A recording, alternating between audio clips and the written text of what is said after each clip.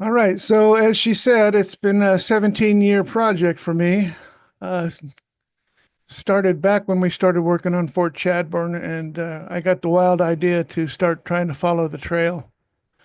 What you're looking at here is a 1858 drawing from the newspaper of the changeover when they came into Texas, and they would change from the Concord coach to the Celerity mud wagon coach, and they would use that all the way through Texas. We came across this just recently, and it's pretty good. This was during a trip across West Texas. So before I get started, I'd talk a little bit about how I've been doing this. Started off trying to find the trail using Google Earth way back when Google Earth was not quite so popular, but I had learned to use satellite imagery from my military time, and decided to see if I could transfer those skills over and started trying to follow it. So I'll show you here just a quick little tutoring on how you can find the trail. It obviously becomes a depression from the wagon use over and over again. When it gets abandoned, the soil comes in, the rain comes in, bushes start growing out of it in a line. And then if you can learn to follow that line properly, then you can follow the trail. And in different places, you have to get on the ground and verify it, of course. And on the left side here, there's two different pictures of what the trail looks like uh, at different locations here in West Texas.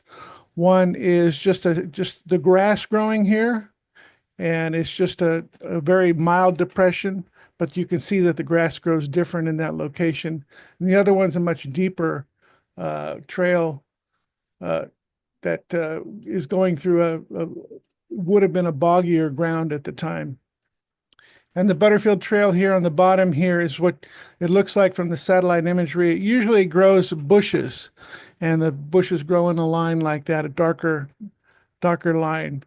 And the key is to have a particular two places, the beginning and the end have to be there, because if you don't have a beginning and an end and an idea of where you're going in the first place, there's too many other things that are going to distract you to follow that trail. So part of this 17 years has actually been following these trails and having a lot of starting over and going back to it and learning how to differentiate between ranch roads and trails and deer trails and everything else. So that's how I've been doing it, and then getting on the ground and finding the locations and seeing if I can get with the landowners. So this is the area that I covered going from Chadbourne to Fort Stockton. It's 197 miles. It would have taken them 45, little over 45 hours straight without stopping, except to change mules and get a quick bite in about every third or fourth station. So we'll start at Fort Chadbourne. This is what got me interested in the historical archaeology when we were asked to volunteer and help out uh, excavate some of these buildings. I worked on two of these buildings here, the officers' quarters here, and over here is the Butterfield station after it was rebuilt. And it was in 2008. You can see here it took, this was a very long project because all of the stones had collapsed in on the buildings, and they had to be taken off very carefully, stacked out. You can see on the bottom here how they've been stacked on pallets so that we maintained exactly where every stone had come from within the building, so that they could be replaced back into the same location. This is the building was completely collapsed, but here you can see in the 1918, this is what it looked like after it had been abandoned. They were using it at the time just for storage for the ranch. And if you're not familiar with Fort Chadbourne, here's the location down below Abilene and Sweetwater, halfway between San Angelo and those two towns.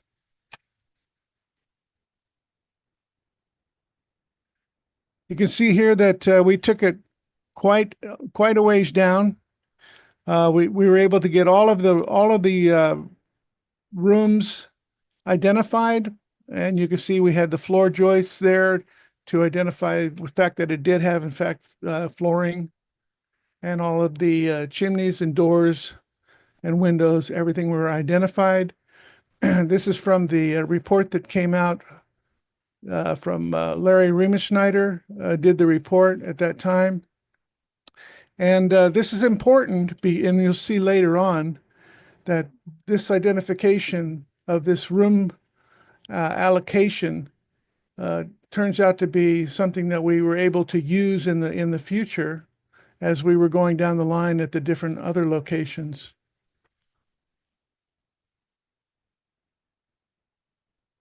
And here is what it's turned out to be, the museum.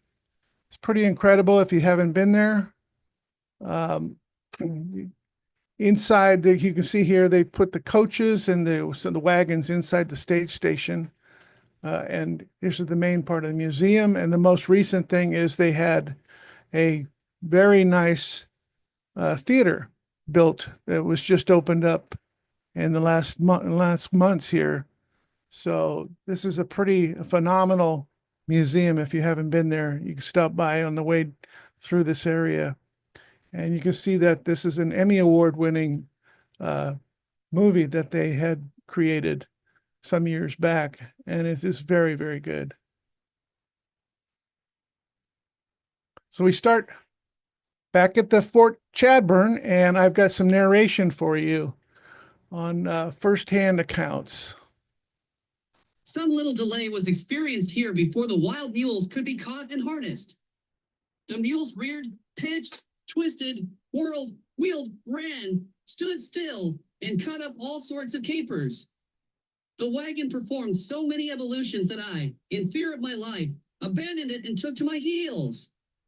The gyrations continued to considerable length, winding up with tangling all the mules pretty well in the harness, the escape of one of the leaders into the woods, and the complete demolition of the top of the wagon, and all were pretty well tired out and disgusted, except those who had nothing to do but look on. So this was the inaugural ride, and the reason that these mules were doing this is that they purchased all the mules. These were Spanish mules for all of the coaches across Texas. They're a little bit smaller. You can see a picture up here on the left side. A little bit smaller than a standard mule, but they're hardier, and they're used to the desert environment. Smaller hoofs, you can see. But they purchased them all, but they had not harness trained them yet. This was on the first ride. So this is why these guys were going crazy, because they had never been harnessed. They had to get them on there, and once they got them on, run for a mile or two as hard as they could, and then they would calm down and they could control them better. So moving down from Fort Chadbourne, you can see that they came down this pretty nice, easy prairie area, and came down to the whoops, let me go back here. Back.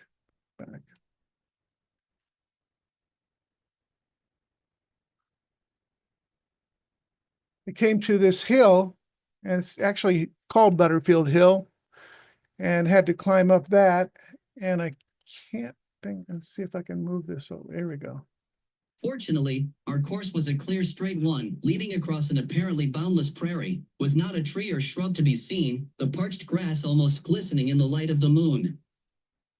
About 2 a.m. we came to a steep and stony hill, obstinately jutting from the prairie, right in our path and impossible of avoidance.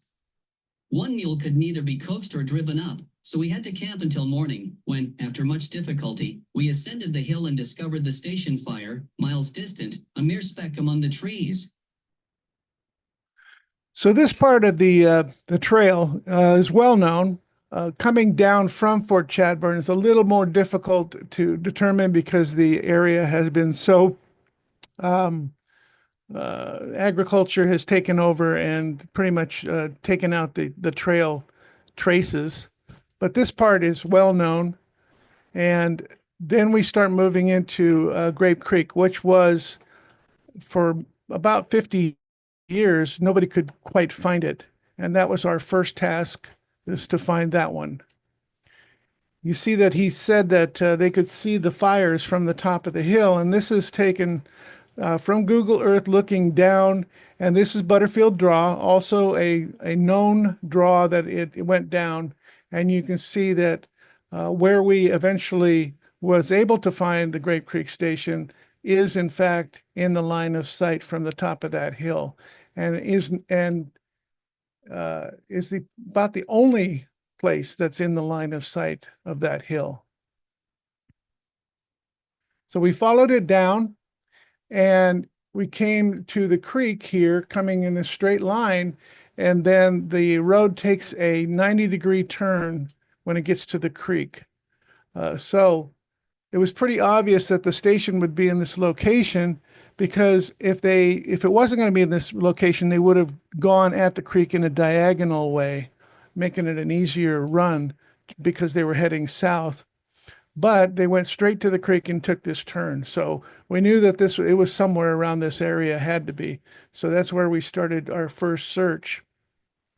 We did find it, and then we started analyzing the trail. And you can see each one of these is where we actually measured out the ruts to validate the trail all the way up this trail here. And this here, this turn in the creek here is referenced in many of the travelers' journals as being a large pond where they were fishing, and there at that time was a lot of trees. Here you can see the trail leading up to and away from the station, and you can see the depth of it.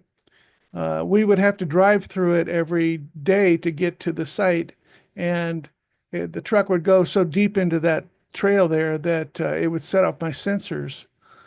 So you can see that although the grass is growing up, the trail was still pretty deep. The station was near Grape Creek, a fine stream, and also near fine timber, two desirable things not to be found everywhere in Texas. When we were working that area at that time, these pictures are from the time that we were working. So it was pretty nice stream, even and as recently as I think it was 2014 that we were working this. And this turned out to be the location that we first found the detection of artifacts that were underground metal artifacts. You can see this is a drone image, and you can see, if you just look at this for a second, you can see that it's circular in nature. That's the vegetation has grown circular and they had built a corral of upright timbers there. Their corral was built of upright rough timber planted in the ground. They had pitched their tents inside for fear of the Indians and took turns standing guard, 2 hours on and 2 hours off. So this was the beginning. This was when it was just the very beginning of their building of the station. So they only had a corral at that time. And what we found was in the middle here was what we believed to be a tack shed, work shed type of thing. Found an area of bottle glass in this area here. And normally you would not be finding bottle glass or anything like that inside of a corral, but here that explains it. They were actually tenting inside the corral. And off to the side here, we found our first validation, which was a Spanish mule shoe off to the side here within the corral area. Then what they did was, as time went on, they built themselves a cabin off to the right here. And you can see the footing stones that were left behind for the cabin. And then what they did was they connected from the cabin to the corral to continue building an enclosed fence for protection. You can see here down on the bottom here is the trail going by the front of the corral. So we worked on this one for 3 months, and it was CA and I mostly. And you can see here we flagged every single thing that came out of the ground. We had flags everywhere, and most of them were nails. And what happened was when the building was just disintegrated, the larger nails were on the outside, and the smaller nails on the inside. The smaller ones would have been for the roof shakes and on the roof. It was a log cabin, so the large nails would have been for the window frames. You can see here there was actually in the vegetation, you can see a turn area here, and that turn was needed so that they could make it into or out of the corral when they're heading south or north. Coming in here, it would be easy to make the turn, but they had to make a big turn here, and the vegetation showed that turn. Over here on the right, you can see that we had a line of flags here that was flagging nails. That was the connecting timber fencing that would connect from the corral over to the cabin. And the same thing goes up here. This is the front area here with the entrance, and we kept finding nails along a line that would have been the fencing area that expanded from the corral. Focusing on the cabin, it turned out to be a dog trot cabin with an extension on it. So the right-hand side would have been the bedroom, the breezeway. This was the common area, kitchen common area here. And then this would have been for the extra hands, was the additional room added onto it. And you can see here that from the artifacts that were coming out of this area, it was the common area. And they have cooking, and they had various types of common things that you would find. In the middle area here, sometimes we found buckles and harness things where they were working on something. So with the footing stones and the locations and everything, and then the flagging, which outlined the building, we were pretty sure we had the correct analysis of this building. One of the things that we found was this piece of dishware, and it has a maker's mark on it. LF Field here, and this particular maker's mark showed that this piece was only produced from 1860 to 1870. And of course, the station was open from 58 to 62. So that fit properly into the time frame of the building. So a little story, the month before the departure, the Indians, the Comanches, showed up, and they were upset with them that they didn't have a better grade of mules for them to steal. And they told them they were going to come back in a month, and if they didn't have better mules for them to steal, they were going to get pretty upset about it. And they didn't really pay attention to it too much, but sure enough, they came back in a month.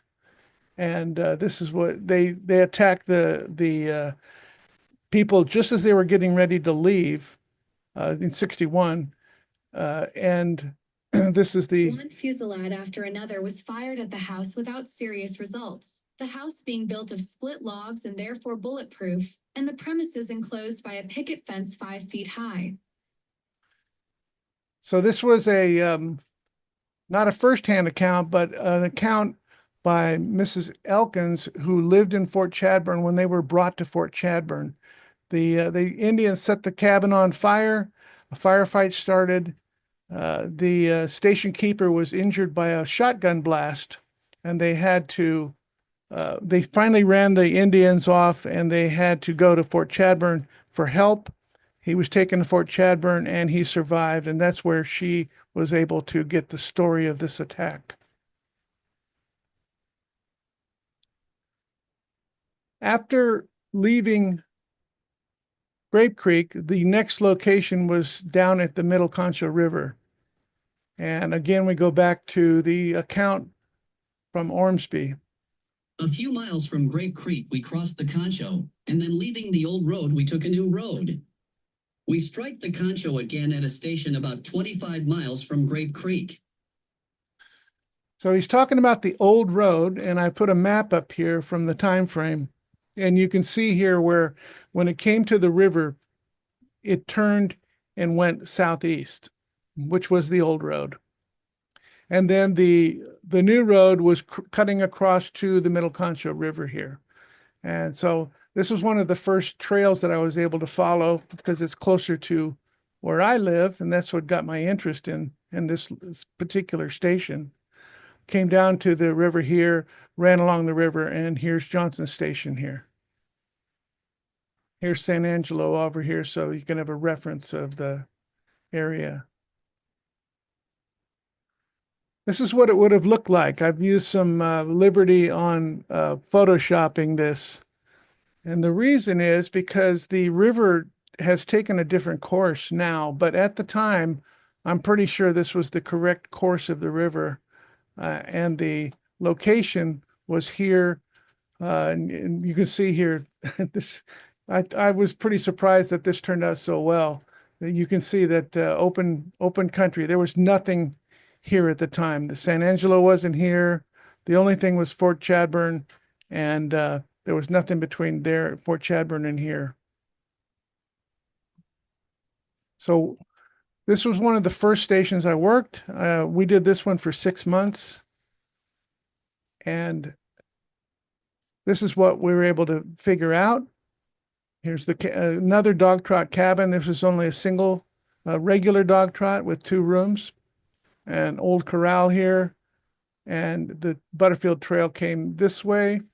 Later on, they straightened it out, which became the Fort Stockton El Paso mail route in the 70s. They came by, but it still came over to here when people would camp here. This is what it looked like when we were over there at the time working it, and I put just an image of the dog trot cabin there for just to imagine what it looked like at the time. And here's a narration of another story of Indian attack. It was a Friday afternoon at Johnson's Station on the Middle Concho River, and the stage was due any time. Mr. and Mrs. Evanes ran it with 5 other hands. Suddenly, a large group of Comanche appeared out of nowhere. The Indians tried stealing the mules, but they were hobbled with chains and locks, so they killed them. Then, they turned their attention to the station. The men and 1 woman barricaded themselves into one side of a log cabin that was separated by a 10-foot breezeway. The Indians looted the side that was not barricaded, which included the kitchen. However, they were not satisfied and began using flaming arrows onto the roof to force the occupants out of the barricaded side. The station workers yelled out in Spanish that they were well armed, but would not fire on the Indians if they let them go. The Indians agreed, but when Mrs. Evanes emerged, one of the Indians said in English that the white woman was beautiful and that he wanted her for his own. Mr. Evanes heard the comment and killed the Indian on the spot. The employees ran for cover in a grove of trees with the Indians firing on them. Mr. and Mrs. Evanes were wounded, and things were not looking good. Just at that time, the stagecoach appeared on the road. Thinking the coach might be bringing troops from Fort Chadbourne, the Indians quickly departed. So you can see here, the grove of trees are still there, the ones that they had to run to for protection. So this is pretty good verification from a account. This is the work that we were doing at the time. Again, metal detection was the key thing to find stuff that could give us the locations of these different, the buildings and the corral. You can see again, we were flagging just about everything that we found. And off to the right here, you can see we used cartridges. We also used nails similar to the other building, but this one shows the cartridges. And you can see that they actually do show that most of these cartridges came out of the location of where that building was. from that study, we were able to determine from the artifacts that we had the Butterfield Overland Mail period, we had the Fort Chadbourne Cavalry Escort Camp that was in 1867. They called it the permanent camp. They came down and they were rotating companies or detachments, rotating for a month at a time. And what they were doing was escorting the cattle drives that were heading to the Pecos River. This was also a cattle drive rest stop. If the cattle drive came through and there was already the escort was already on with another cattle drive, they had to stop and wait or take the chance on their own to go.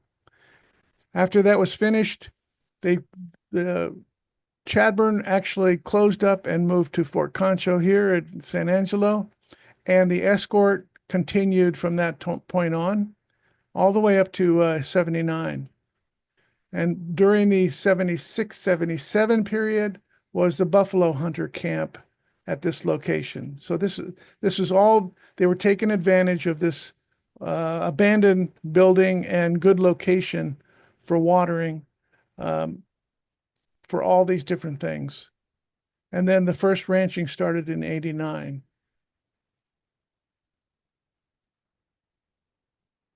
So these are the things that came out of it that we could identify as the Butterfield station items. This is the trade musket 54 ball here, might have been in that attack. This was an unusual boot pistol bullet that we found, maybe a passenger, not sure about that, but this was an example of something that passengers probably would have carried, or either that or maybe the Mexican help that was there working. This canteen, large canteen, was buried pretty deep. You can see that, and it's 2 quarts. And these were well known for failure because they were soldered on the top here. So this one must have been failed and they just trashed it. But during the Butterfield period, all the passengers were required to carry as much water as they could on their own. So this could have been a passenger canteen. For the Fort Chadbourne Cavalry, we found 5070 cartridges, which were unique to the period of time of Fort Chadbourne, and a slug out there.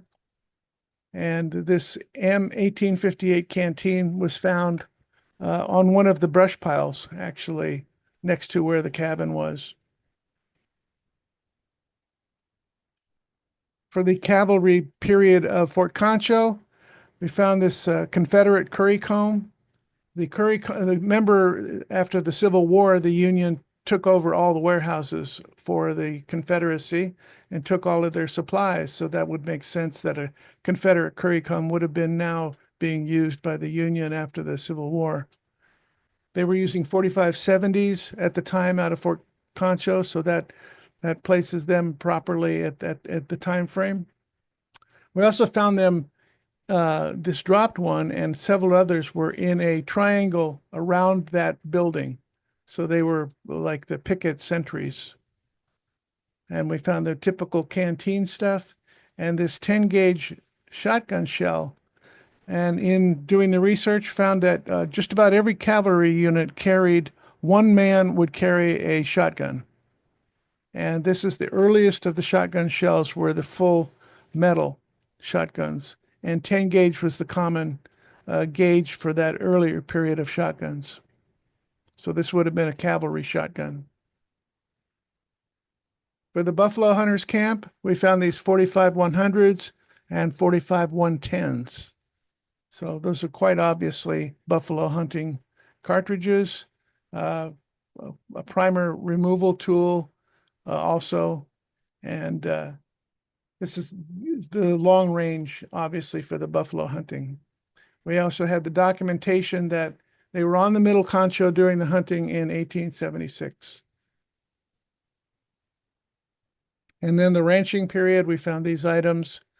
This is the bolt that holds the seat down for the carriage, and a Betts beer opener which would be on they would give these out when you bought a case of beer. Then they give you the opener that would attach to the wall. And this opener broke. I guess they used it so many times that it broke off on them. So now we have everything for that camp, and we move on across the Middle Concho River. There was actually two trails here. One was the 70s that I told you about, was a shortcut that was created by Colonel Grierson for his men when they were going to Fort Stockton, and then continued on. The stations were between this one and head of the Concho was about 32 miles, which was an extreme distance for mules at that time. But they did it for a while, but then they determined that they needed another station in between. And so they had another station put in 1860. So this was kind of a last thought. They obviously didn't know the war was coming, but this one is only 18 miles, but this gave them the rest that they needed to cover this really difficult crossings here. And it was just recently that I was able to find this station. I wasn't able to get on the property because they don't want anybody on it, but I was able to find it through a 1867 map by Lieutenant Colonel Strang out of Fort Stockton. And he took a cartographer with him on a trip from Stockton to Chadbourne in 1867. And they annotated all the stations along the way. And they also annotated the mileage in great detail. So this is the station here. And you can see they actually annotated North Prong draw here. And that is still North Prong draw. And by using that, I was able to find the remnant of the station. And here you've got the main trail. And then what they did was they did a cutoff to come over to this station and then back out to the cutoff. And this next slide shows you the remnant of the station from above. So this one was built in a square. You can see the trail leading into the station across this field here. And coming in here, here's the trace of the trail that I showed you earlier leading up to it.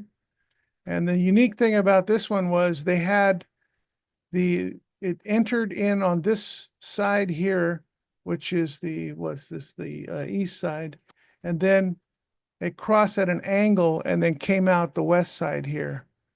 So it went straight across these two walls here. So that's kind of unique to the stations that I've seen throughout the other area and all the way up through New Mexico.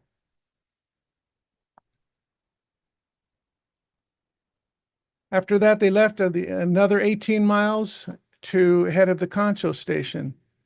Head of the Concho was a more well-known station. It was done archeologically excavated in 1996.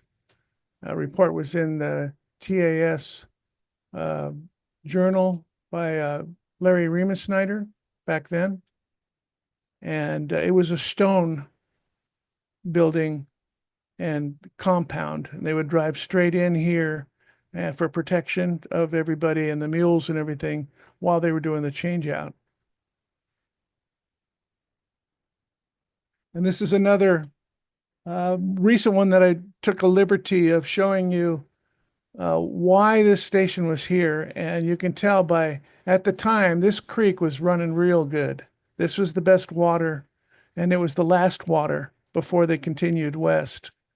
So this was a very good spot to have a station. They would always put the water, you could always give water from for the animals from the river, but they wanted spring-fed creeks for their water if they could find it. And they always put their stations as close as they could to some kind of spring-fed creek.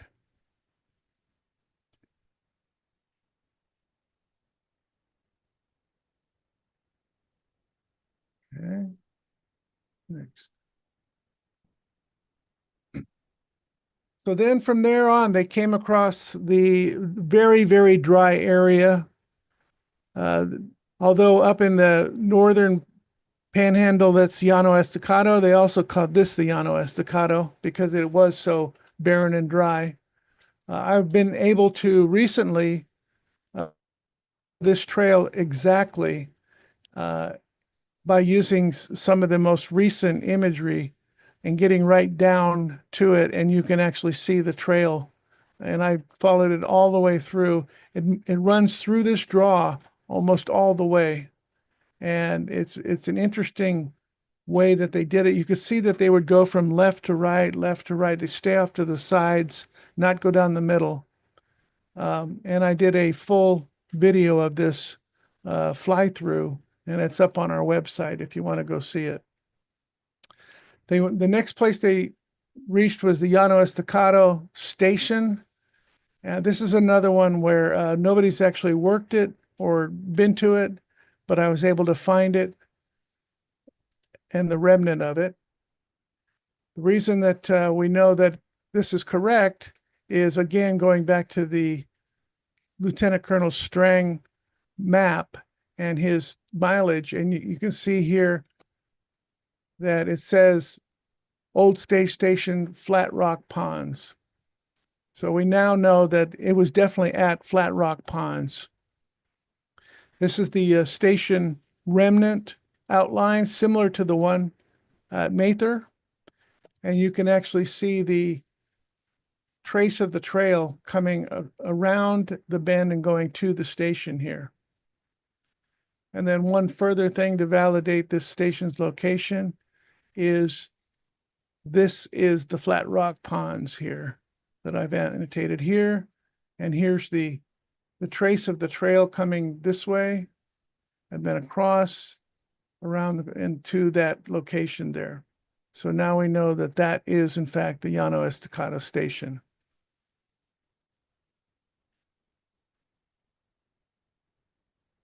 After that, they came another 30 miles and came to this 40-mile mesa boundary that they had to get through. And there was only one way through, and it's the Castle Gap. So everybody, wagon trains, freighters, Butterfield, everybody had to go through this gap. In the bottom here, this is a drawing by an artist that was on the 1850 John Russell Bartlett Boundary Commission train that went through there. And this is looking from the west to the east after they had come out of the gap area here. So this was important. This was an important thing. They also put in a station later on called the Castle Gap Station for the same reason that they had the other Mather station put in, just to start to add more stations in because it was putting too much strain on the animals without enough water. This is a zoomed in of the trail going through the gap. This is part of the video that I did, but I wanted to show you here. You can actually see the trail, and you can see how they tried to stay out of the bottom of the gap draw here as much as possible. So they would, here you see they go left, and then they go up on the right, and then eventually they got to the point where they had to go right down the middle. There's nothing else that they could do, but as much as they could, they stayed to the sides of these draws. As they come out of the gap here, heading to Horsehead Crossing, we come to the Castle Gap Station. The trail on the right would have been for wagon trains or cattle drives or freighters or whatever that were going to continue on to Horsehead Crossing. And the stagecoach would stop at the Castle Gap Station. This one wasn't large enough to drive straight into. It's pretty small. Here's the remnant vegetation of the small station and the trail going by it here. And you can see the trail went by it, but did not go into it. These are images that pictures that were taken by Glenn Ely when he was there. Not much left of this one, but you can tell it was a limestone station. It was only there for a little while, but later it was used by the military, by the infantry to, after the Civil War, the infantry actually were put in there to help travelers coming through the gap for heading west. And finally, some LiDAR imagery to show that, again, you've got this rectangular area left over.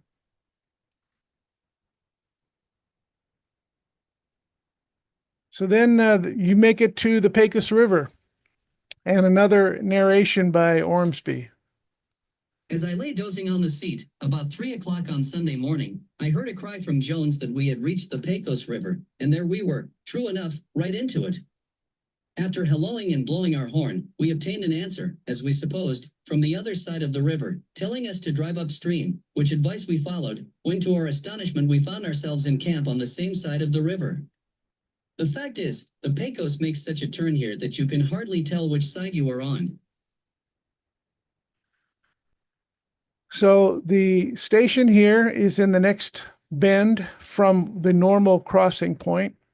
And again, going back to Colonel, this was by Lieutenant Colonel Hunt map, and he came through in '69 and he annotated the old station, which matches up with this bend of the river. And there is nothing left of the station, but the vegetation once again reveals where and how big the station was. And that is because the vegetation is growing still to this day better in this one location than any place else around it. On the left side, you can see the old trace of the trail coming into the back side. So this would have been the corral in the back. And you can see here on the right side that it was adobe, and it was about 3 feet thick was the walls, which was common for the adobe. This station and the stations farther up the Pecos were all done with adobe. We walked over there and did some metal detecting years back, but the floods have pretty much wiped everything off that's anywhere near the river for the entire Pecos area. We've found the same thing over and over again. Anything that was near the river is pretty much gone. They decided to change the route in '59 and not be going up the east side to the New Mexico line there and crossing over. They wanted to go to Fort Stockton after it was created at Camp Stockton at the time. And so what they did was from the station, they would drive down to one side while another coach would come from Fort Stockton up to the other side, and the two would meet across the river at the same time, usually in the middle of the night. And then they would cross the river in a skiff. And we'll show you where the water level probably was at that time. We validate that through several different things, but here is an actual quote from Butterfield himself as he was on the trip. We descended into the broad valley of the Pecos River and halted at a station of adobe. Crossing the river in a skiff, we took another waiting coach and soon struck the old trail of the Comanche. So what he's talking about is the Comanche Trail came down from Comanche Springs, which became Fort Stockton, and they would cross at this location here and then head to Big Spring. And here is where the coaches were crossing, and then they would come out and they would cross, and then they would actually end up merging together. They used the old Comanche Trail for their road to Fort Stockton. As the stage rumbled away from the crossing, 8 beaten paths, side by side, indicated the frequency of their bloody raids into northern Mexico for cattle, horses, and children. So just by following the 2 different lines here, we know that this is the spot that he's talking about, that he crossed the trail. And this is part of the tour that I give when we do the Horsehead Crossing event.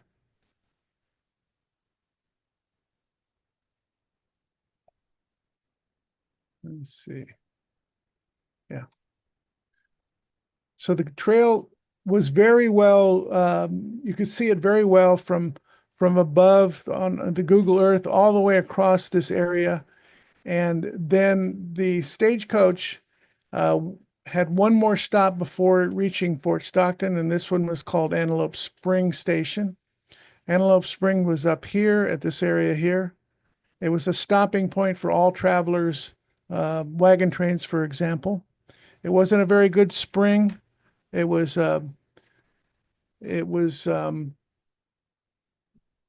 they called it a pretty spring because it would reflect a lot, but it had a lot of chemicals and salt and everything in it.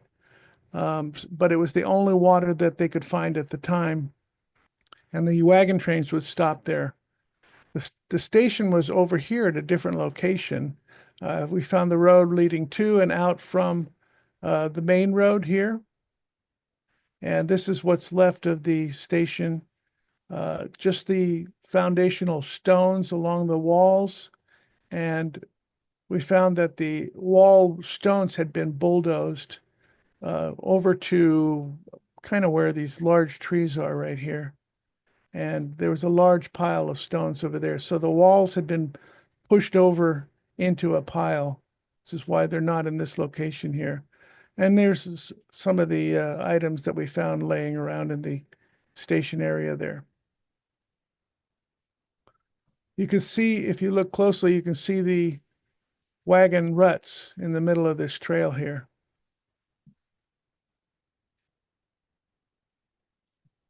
So we were able to identify the station, and this gets back to the Fort Chadbourne thing that I was talking about. It looks like they used the exact same design of Fort Chadbourne to build this station also. You see how the rooms match up almost perfectly. The length is exactly the same. The width was only 3 feet narrower on the Antelope Spring Station than the Fort Chadbourne Station. So they used the same design. One of the most interesting things we found about this station was they built a 530-yard water ditch from that spring coming down to the station. But as I said, it was very heavy alkaline and chemical.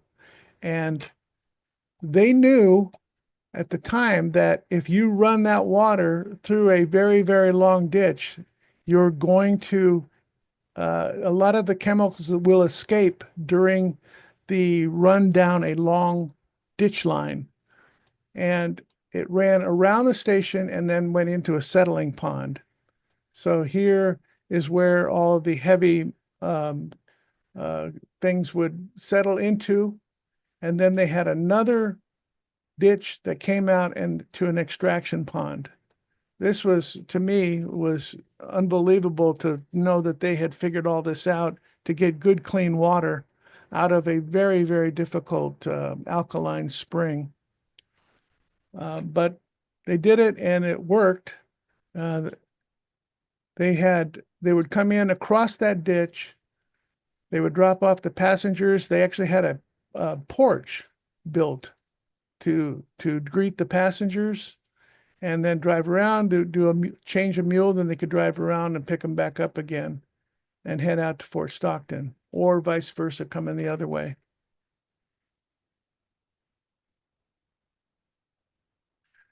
And then they continued on, and you can see the trail here that comes in and around the western tip of 7 Mile Mesa, the well-known, if you've driven by Fort Stockton, and continues on into Fort Stockton. They did not have a station in Fort Stockton for a changeout. They just dropped off passengers and mail and then continued on. And then they would head to Leon Springs, which was where their station was. And looking back at it, the distance between Horsehead Crossing and Antelope Springs was 23 miles. And then The distance when they added it on through Fort Stockton became 20 miles. So it's a good distance between stations that way. So that's why they did not actually put a station in Fort Stockton. So that's the story of our 17 years of going down the trail and finding these stations. The entire report is on our website there, and you can download it. It's actually something that I put up on Amazon, but you can download it for free off of our website, and has all the details that you would ever want on this entire journey of across Texas for the Butterfield Trail.